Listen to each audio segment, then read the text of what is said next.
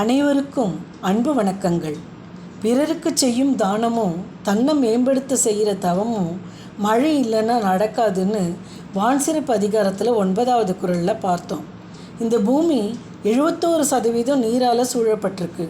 ஆண்டாண்டு காலமாக மனித நாகரிகங்கள் எல்லாமே நதிக்கரைகளை ஒட்டி தான் நைல் நதி நாகரிகம், மெசபடோமியா நாகரிகம், சிந்து சமவெளி நாகரிகம்னு எல்லாமே நீர் ஆதாரத்தை வச்சு தான் வளமும் செழுமையும் அடைஞ்சதை படிச்சிருக்கோம். வாழ்க்கைக்கு நீர் ஆதாரம்னா அந்த நீருக்கு மழைதான் ஆதாரம். இதைத்தான் 10வது குறளில் வள்ளுவர் எடுத்து சொல்கிறார். நீரின்று அமையாது உலகு எனின் யார் யாருக்கும் வானின்று அமையாது ஒழுக்கு. எவ்வகையில் மேம்பட்டவர்க்கும் நீர் இல்லாமல் இந்த உலகியல் வாழ்வை நடத்த முடியாது. அந்த நீரோ வானிலிருந்து ஒழுகும் மழை இல்லாமல் கிடைக்காது அப்படிங்கிறது தான் இதுக்கு பொருள். உணவை உண்டு பண்ணி தானும் உணவாக விளங்கும் நீர் இல்லைன்னா எந்த ஜீவராசியுமே உலகத்தில் வாழ முடியாது. அப்படிப்பட்ட நீர் கிடைக்கணும்னா வானிலிருந்து ஒழுகும் மழை அவசியம். இந்த குறளில் ஒழுக்குங்கிற சொல்லுக்கு ஒழுகச் செய்வது, நீரோட்டம் அப்படின்னு நீர் சார்ந்த ஒரு அர்த்தமும், நன்னடத்தை, தர்மம், ஒழுக்கம், மொராலிட்டி, ரைட்டியஸ்னஸ், டிசிப்ளின் இவை சார்ந்த ஒரு அர்த்தமும் இருக்குது.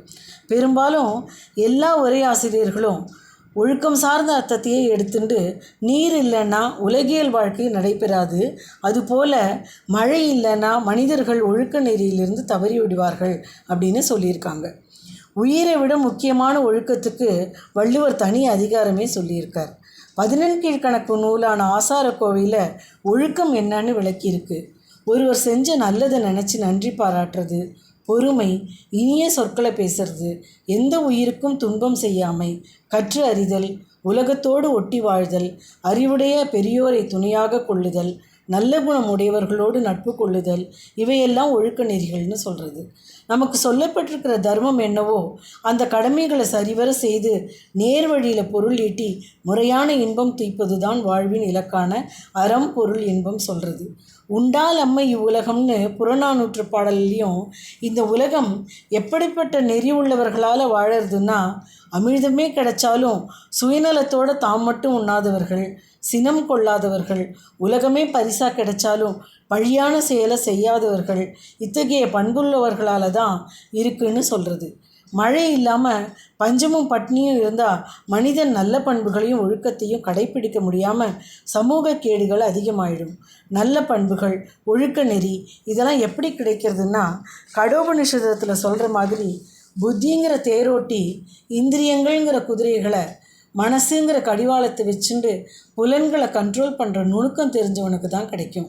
இதையே தான் பகவான் கிருஷ்ணர் கீதையில் 2வது அத்தியாயத்தில் ஆசை, கோபம் இவையெல்லாம் தன் கட்டுப்பாட்டுக்குள்ளே வச்சுருந்தா மன தெளிவும் ஸ்திர புத்தியும் இருக்கும்னு சொல்கிறார். ஸ்திர புத்தி உள்ளவன் ஆற்றல் மிக்கவனாகவும் வலிமை உள்ளவனாகவும் நல்ல ஆத்ம ஞானம் உள்ளவனாகவும் எதையும் வெற்றி கொள்பவனாகவும் இருப்பான். அப்படி ஆன்மபலம் நிறைந்த அருளாளர்கள் அவர்களுடைய ஆன்மபலத்தால் நினைத்த மாத்திரத்திலேயே மழையை வரவழைக்கும் நிறைய நிகழ்வுகளை பார்த்துருக்கோம். ராமாயணத்தில் ரிஷியஸ்ருங்கர் வறட்சியான இடங்களுக்கெல்லாம் சென்று அவருடைய ப்ரெசன்ஸ்னாலேயே மழை வரவழைச்சதை படிச்சிருக்கோம். திருப்பூன்கூர் தலத்தில் மழை இல்லாமல் இருந்தப்போ சுந்தரர் பதிகம் பாடி மழை வந்ததை பார்க்குறோம். திருஞான சம்பந்தர் திருப்பராய்த்துறையில் மழை வேண்டி பதிகம் பாடினார். பகவான் ஸ்ரீ அரவிந்தர் அவருடைய காப்பியமான சாவித்திரியில் one man's perfection still can save the வேர்ல்டுன்னு சொல்கிறார். ஔவையார் மூதுரையில் நல்லார் ஒருவர் உளரேல் அவர் பொருட்டு எல்லாருக்கும் பெய்யும் மழைன்னு பார்க்குறோம். நிறைய அன்பர்களோட அனுபவ குறிப்புகளில் மழையே பெய்யாமல் வறட்சியாக இருந்த பல இடங்களில் நடமாடும் தெய்வமாக இருந்த காஞ்சி மகாபெரியவர் வந்ததுனால மழை பொழிஞ்சு வளம் பெற்றதை பார்க்குறோம். ஆண்டாள் பாடுவதைப் போல செய்யாதன செய்யோம் தீக்குறளை சென்றோதோம்னு நல்ல பண்புகளை வளர்த்து வையத்துள் வாழ்வாங்க வாழ மழை பெய்ய வேண்டும் என்று அந்த ஆழிமழை கண்ணனை பிரார்த்திப்போம்.